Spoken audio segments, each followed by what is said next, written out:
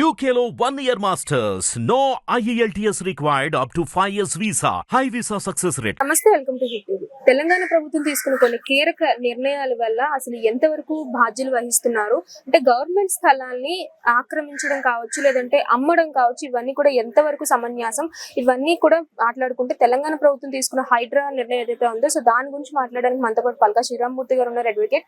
So ఆయన అడిగి అసలు దీని పూర్వఫలాల గురించి తెలుసుకుందాం. నమస్తే సార్. సార్, తెలంగాణ ప్రభుత్వం కీలకమైన నిర్ణయం తీసుకుంది. ఎవరైతే చెరువుకు సంబంధించిన స్థలాలు ఎవరైతే ఆక్రమించారో సో దాన్ని కూల్చివేతలు చేస్తున్నారు. సో అది ఎంతవరకు సమంజసం? ఆల్రెడీ మాకు ఎలాంటి నోటీసులు ఇవ్వకుండా ఎలాంటి కూల్చివేతలు చేస్తున్నారు అని చెప్పేసి బాధ్యతలు ఎవరైతే ఉన్నారో వాపోతున్నారు. సో దీనికి సంబంధించిన వరకు యాజ్ అడ్వకేట్ గా మీరు ఏమంటారు గవర్నమెంట్ కి సంబంధిస్తే? యాక్చువల్గా నేను విన్న సమాచారం ఏంటంటే తెలంగాణ గవర్నమెంట్ ఏదైతే ఉందో వాళ్ళు ఏమంటున్నారంటే మనకి హైదరాబాద్ అన్నది పురాతనంగా గొలుసుకట్టు చెరువులు ఉండేవి. దానివల్ల అప్పుడు సిరి సంపదతో హైదరాబాద్ ఉండేది.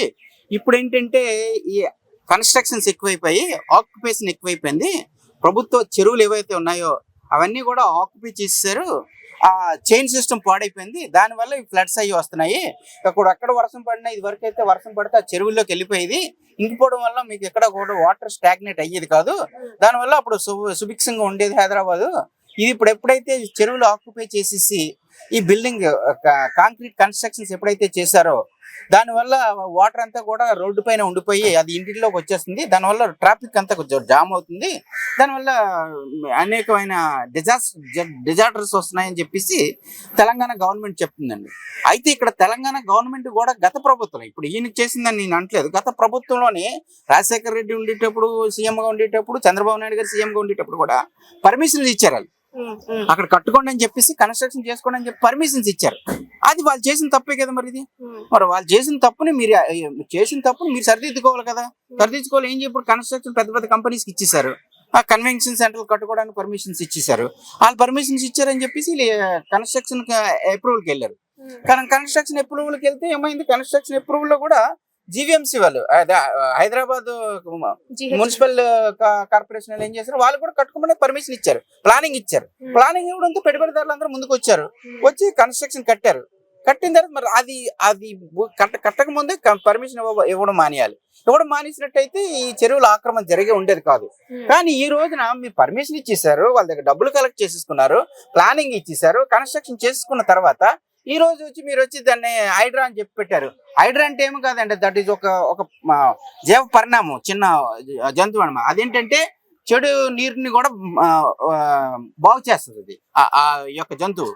అట్లాగే దానికి దాన్ని ఎవరు ఆపలేరు అనమాట. ఆ విధంగా ఎవరు ఆపలేని పరిస్థితిలో అది ప్రక్షాళన చేస్తుంది అనమాట. అటువంటి దాని పేరు పెట్టి హైడ్రా అని పెట్టారనమాట. హైడ్రా అన్నది ఏంటంటే చెరువులు బాగు చేయడం, ఎవరికి కూడా లొంగదు ఆ జంతువు అన్నది. తర్వాత దేనికి భయపడదు, దానికి అదే పునరుత్పత్తి చేసుకుంటూ ఉంటది ఆ హైడ్రా అన్నది. అంటే ఎప్పటికీ మరణం లేని జీవి అనమాట అది దాంట్లోనే దాన్ని చీల్చుకుంటూ వస్తూ ఉంటది. ఆ విధంగా ప్రొటెక్ట్ చేస్తుంటది. అంటే ఇప్పుడు దాని పేరు పెట్టుకొని మేము ప్రొటెక్ట్ చేస్తున్నాము. చెరువులన్నీ కూడా యథాతథంగా బ్రిటిష్ కాలంలో కానీ లేకపోతే నిజాం కాలంలో కూడా ఎలాగుండియో, గొలుసుకట్టు చెరువులు ఎలాగుండియో, దానివల్ల ఎంత అభివృద్ధి చెందేదో ఆ విధంగా మేము చేద్దామని అనుకుంటున్నాం. ఎందుకంటే ఇప్పుడు అన్ని చెరువుల పైన కూడా అన్ని కన్స్ట్రక్ట్ చేసాడు. కాంక్రీట్ కన్స్ట్రక్షన్ అయిపోవడం వల్ల ఇన్ని సమస్యలు వస్తున్నాయి. కావున దీన్ని మేము తీసేస్తున్నాం అని చెప్పేసి ఇప్పుడున్న ముఖ్యమంత్రి గారు రేవంత్ రెడ్డి గారు ఎవరైతే ఉన్నారో ఆయన చేస్తున్నారు. మంచిదే, చేయడం మంచిదే. ఎందుకంటే చెరువులు ఉండడం అనేది మంచిదే. ఎందుకంటే ఆ విధంగా ఉన్నట్టయితేనే మీకు డెవలప్మెంట్ కనబడుతుంది, అభివృద్ధి కనబడుతుంది.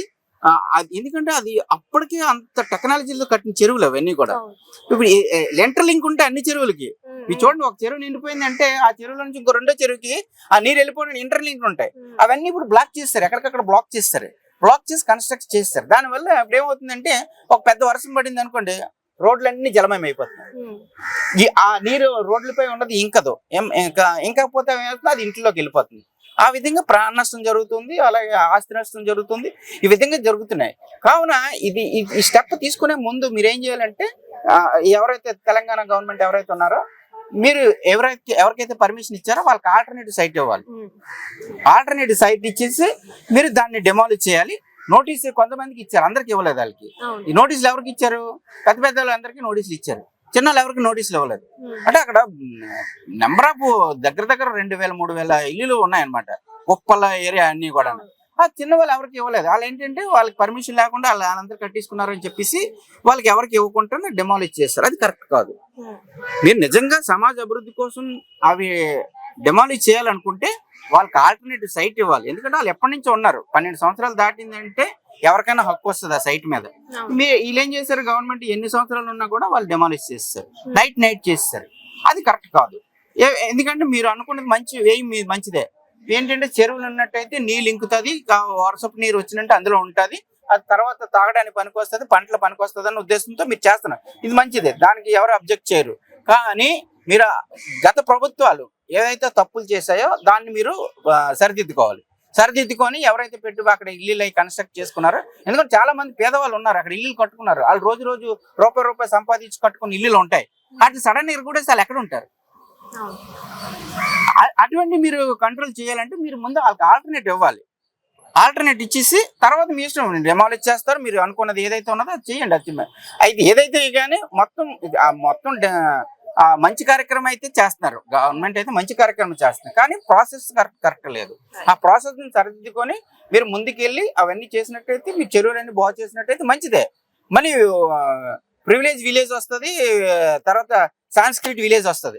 అలా వచ్చినట్టయితే మన భారతదేశం మళ్ళీ గత కాలంలో ఎలా ఉన్నదో అలాగే అభివృద్ధి చెందుతుంది. ఎందుకంటే మన ఇంజనీరింగ్ టెక్నాలజీ ఎప్పటిది కాదు, అతి పురాతనమైన ఇంజనీరింగ్ టెక్నాలజీ ప్రపంచంలో ఎవరికి లేదు మనకున్న టెక్నాలజీ. అటువంటి టెక్నాలజీతో కట్టినవి ఈ రోజున ఈ మోడర్న్ ఇవన్నీ కూడా దాన్ని డెమాలిష్ చేస్తాయి.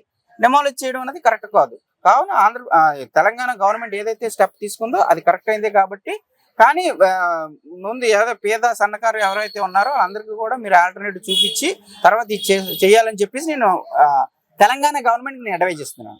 Thank you sir. Hit TV app ని డౌన్లోడ్ చేసుకోండి. ఇందులో short news, live news, entertainment movies అన్ని అవైలబుల్ గా ఉన్నాయి. Please download Hit TV app. Hit TV app hit TV app ని ఫ్రీగా డౌన్లోడ్ చేసుకోండి.